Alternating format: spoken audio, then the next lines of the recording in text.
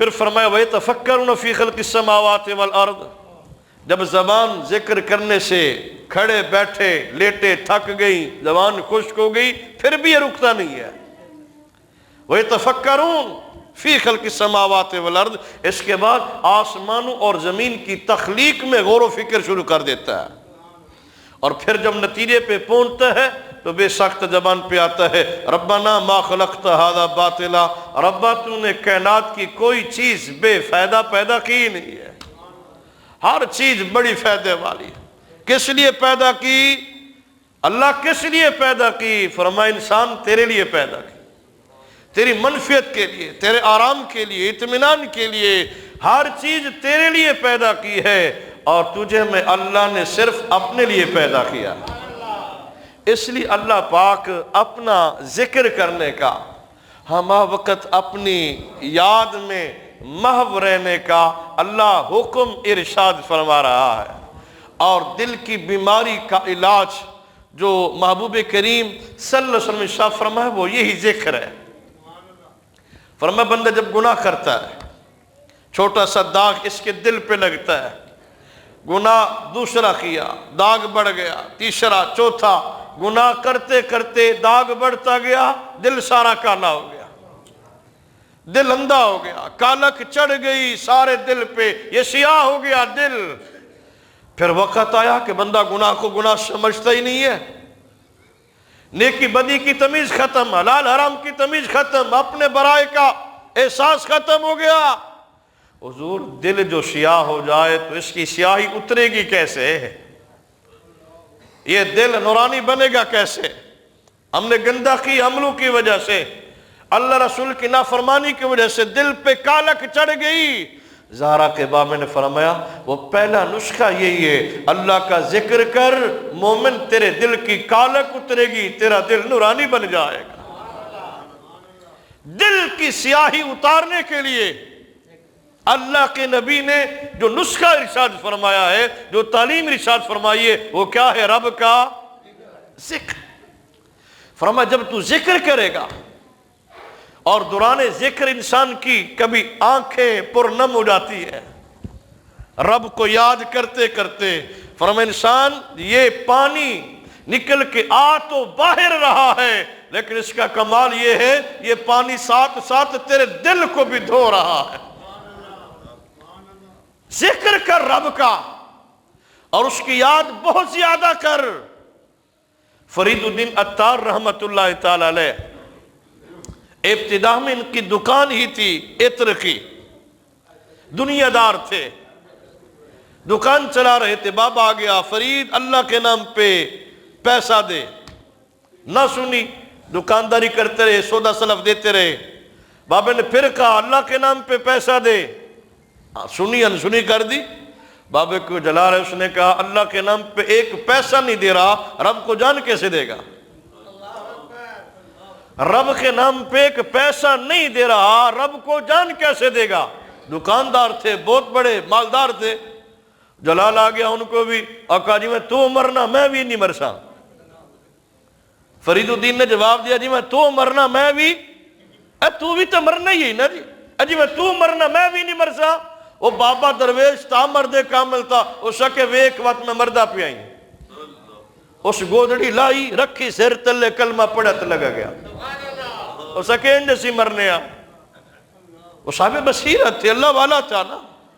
یہ رب موقع دیتا ہے انسان کو اپنے دربار میں پلٹنے کا، اور آپ اپنی لائف پہ، زندگی پہ ذرا نظر دوڑائیں، ماضی کے اندر ہر بندے کو زندگی میں رب ایک موقع ضرور دیتا ہے، وہ کسی انداز میں دے، کسی کے پاس بندے کو لے جا کے دے، یا کسی کو اس کے پاس بھیج کے دے، یا رات کے خلوت کے اندر اس کی آنکھوں سے آنسو نکلوا کے دے۔ رب ہر بندے کو ایک موقع زندگی میں اپنی رحمت کے طلبگار کما حقو بننے کا ضرور دیتا ہے، پھر وہ جو سنبھال لیتا ہے اس کا یار بن جاتا ہے۔ سٹ جس کو لگتی ہے، ڈاڈی لگتی ہے، ٹکا کے لگتی ہے، ہمیشہ ہمیشہ کے لیے معرفت خداوندی کو سنبھالتا ہے، رب کا پیارا اور مقرب بندہ بن جاتا ہے۔ بابے فرید کی آنکھیں فرید الدین کی کھل گئی، یہ بندہ تو عام نہیں تھا، میں تو بے ادبی کر بیٹھا، ساری دکان عطر کی اللہ کے راستے میں وہ خیرات کر دی، جنگل میں نکل گئے۔ وہ فرید الدین عطار رحمت اللہ علیہ فرماتے ہیں، مومنہ ذکر خدا بسیار گو تا بیابی درد عالم آبرو، کلمہ پڑھنے والے نبی کے غلام اللہ کا ذکر بہت زیادہ کیا کر، تا بیابی درد عالم آبرو، تاکہ تو اللہ کا ذکر کرے تو ذکر خداوندی کی وجہ سے تجھے دنیا میں بھی عزت ملے گی، تجھے قبر میں بھی عزت ملے گی، تجھے محشر کے میدان میں بھی عزت ملے گی۔ اور یہ بات ذہن میں رکھیں، فرمایا جیسے زندگی گزارو گے موت بھی ایسے ہی آئے گی۔ رب کا پیار دیکھیں، فرمایا زیادہ ذکر کر، مومن تو نے مرنا ہے، میں رب حکم دے رہا ہوں ذکر زیادہ کر، جب ذکر زیادہ کرے گا تو مرتے وقت بھی تیری زبان پہ میرا ذکر ہی ہوگا۔ وَكَمَا تَعِيشُونَ تَمَوْتُونَ وَكَمَا تَمُوتُونَ تُبْعَثُونَ، جیسے زندگی گزارو گے ایسے ہی مرو گے، اور جیسے مرو گے اسی حالت میں اٹھائے جاؤ گے۔ تو اللہ پیار سے فرما رہا ہے میرا ذکر کیا کر، زیادہ کیا کر، جب ملک الموت آئے اس وقت بھی تیری زبان پہ اگر میرا ذکر ہوا، محشر کے میدان میں جب تو اٹھے گا اس وقت بھی تیری زبان پہ میں اللہ کا ذکر جاری ہوگا۔ اذکر اللہ ذکرًا کثیرا، اللہ کا بہت زیادہ ذکر کرو۔ اور محبوب کریم صلی اللہ علیہ وسلم نے دل کی سیاہی اتارنے کے لیے، دل کی کالک کو ختم کرنے کے لیے، دل کی نورانیت کو بحال کرنے کے لیے جو زہرا کے باب نے نسخہ بتایا ہے وہ اللہ کا ذکر ہے۔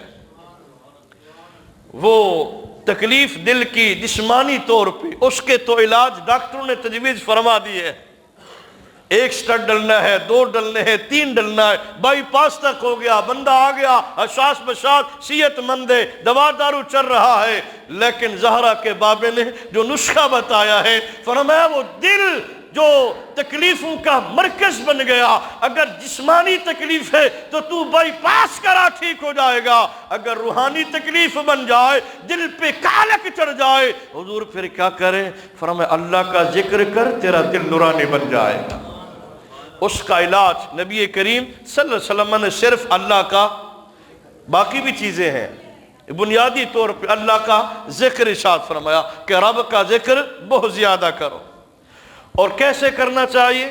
حدیث ہے، الفاظ ہیں، فرمایا اذکر اللہ حتی یقول الناس مجنون، اللہ کا ایسے ذکر کرو لوگ کہیں کہ یہ مجنون ہے، لوگ کہیں یہ کیا ہے، اے پاگل ہو گیا جناب، اے پکا جناب، ایسے اللہ کا ذکر کرو۔ اور ہماری صورتحال کیا ہوتی ہے؟ ہم جیسے اللہ کا ذکر کرتے ہیں خیر سے، دماغ کہیں اور ہوتا ہے، زبان کہیں اور ہوتی ہے، دل کہیں اور ہوتا ہے۔ فرض نمازوں کا سلام پھرتا ہے، کسی نے ہاتھ دھرا ہوا ہے سر پہ، کوئی کچھ پڑھ رہا ہے، کوئی کچھ پڑھ رہا ہے، ادھر کہتے ہیں افضل ذکر، کوئی افضل ذکر تم نہیں سمجھتے جناب، محسوس نہ کرنا جناب، اگر اس کو تم افضل ذکر سمجھتے تو کرتے بھی صحیح، اس ویلے تو زبان کھل دی کو نہیں، ٹینشن ہوں پتنی پچھو کسی دن نماز نہ خراب ہو جائے جناب۔ صحابہ سے بڑھ کے نمازوں کی پاسداری کرنے والا کون ہو سکتا ہے؟ بخاری کے حدیث پاک، پلے باندھ نبی کے غلام سلام پھرنے کے بعد، صحابہ ہدایت کے تابندہ ستارے سلام پھرنے کے بعد اس انداز میں اللہ کا ذکر کرتے اور بلند آواز سے کرتے۔ امام بخاری فرماتے ہیں جو بندے نمازوں سے رہ گئے ہوتے نا جماعت سے، ان کو گھر بیٹھے پتہ چل جاتا تھا بھی نماز ہوگی، یہ سلام پھر گیا نے۔ ساڑھی آواز دروازے تک کو نہیں جاندی، سانو ٹینشن ہے نمازہ نہ ساڑھیاں خراب ہو جان۔ وہ نماز کون سی کہ اللہ کے ذکر سے جس نماز میں خلل پڑے، ہم ایسے اللہ کا ذکر کر رہے ہیں۔ دین کو ہم نے اتنا کچھ سمجھ رکھا ہے اور ہماری سوچ دین کے لیے اتنی محدود رہ گئی، اب رب کے ذکر کے لیے بھی کچھ قیودات چاہیے۔ ہم نے مولویوں نے کچھ پبلک نے جو 2-4 جماعتیں پڑھ گئے پھر پابندیاں لگ گئی، جناب اینج بھی نہیں کرنا تینج بھی نہیں کرنا۔ اللہ نے قرآن میں کسی قسم کی پابندی اچھی بول نہیں لگائی، اور کسی مولوی کو، پروفیسر کو، ٹیچر کو، عام بندے کو بھی پابندی لگانے کا حق اذکر اللہ ذکرن کثیرا، فرمایا صرف ذکر نہیں، اللہ کا بہت زیادہ ذکر کیا کر، وسبحوہ بکرۃ واسیلا، اور اللہ کی تسبیح کر، صبح شام رب کی تسبیح کر۔ انسان اشرف المخلوق ہے، انسان سے بڑھ کے کائنات کی کوئی مخلوق اس سے افضل، انتہائی پتے کی بات عرض کر رہا ہوں۔ فرمایا مومن جب تو ڈھیلا اٹھائے نا، پتھر اٹھائے طہارت کے لیے، وٹوانی کر دے سنا، اور تو جدید دور آ گیا جناب۔ فرمایا جب تو ڈھیلا اٹھائے نا، ہاتھ میں طہارت حاصل کرنے کے لیے اس کو اٹھا اور اس کو بول اسکت عن ذکر اللہ، اور مٹی دے ڈھیلیا اللہ تے ذکر تو چپ ہو جا، اللہ کے ذکر تو چپ ہو جا۔ کیوں چپ ہو جاؤں میں؟ آقا نے فرمایا اس کو کہے میں نے تیرے ساتھ طہارت حاصل کرنی ہے۔ ایک پتھر یا مٹی کا ڈیلا تو خدا کا ذکر کرے، اور مومن تجھے کیا ہو گیا؟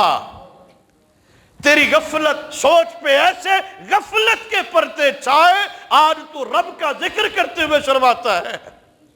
رب کے ذکر کرنے پہ قیودات اور پابندیاں تو اپنے شیطانی سوچ کے مطابق عائد کرتا ہے، ایسے نہیں ایسے۔ وَإِن مِّن شَيْءٍ إِلَّا يُسَبِّحُ بِحَمْدِهِ وَلَٰكِن لَّا تَفْقَهُونَ تَسْبِيحَهُمْ، فرمایا کائنات کی ہر شے رب کی تسبیح بولتی ہے، وَلَٰكِن لَّا تَفْقَهُونَ تَسْبِيحَهُمْ، لیکن تم ان کی تسبیحوں کو سمجھتے۔ انسان سمجھ جا تو اشرف المخلوق ہے تو تیری سوچ بھی اعلیٰ ہونی چاہیے، تیری فکر بھی اعلیٰ ہونی چاہیے، اور تیرا ذکر بھی سب سے اعلیٰ ہونا چاہیے۔ ایک کہ جناب کوئی سجے تے کوئی کھبے تے جناب تے سیدھا کلمہ بھی زبان تو کوئی نہیں پہ نکلدا، یہ حضور کے غلام ہونے کی علامت۔ 3 دفعہ پڑھنا ہوتا ہے، وہ بھی چج کا ہم نہیں پڑھتے جناب۔ کوئی کہیں جا رہا ہے، کوئی کہیں جا رہا ہے، یہ ہم اللہ کو منانے کے لیے بیٹھے ہیں۔ یہی وہ نسخہ ہے جس کی بدولت امام الانبیاء نے شاہ فرمایا دل کی کالک اترتی ہے۔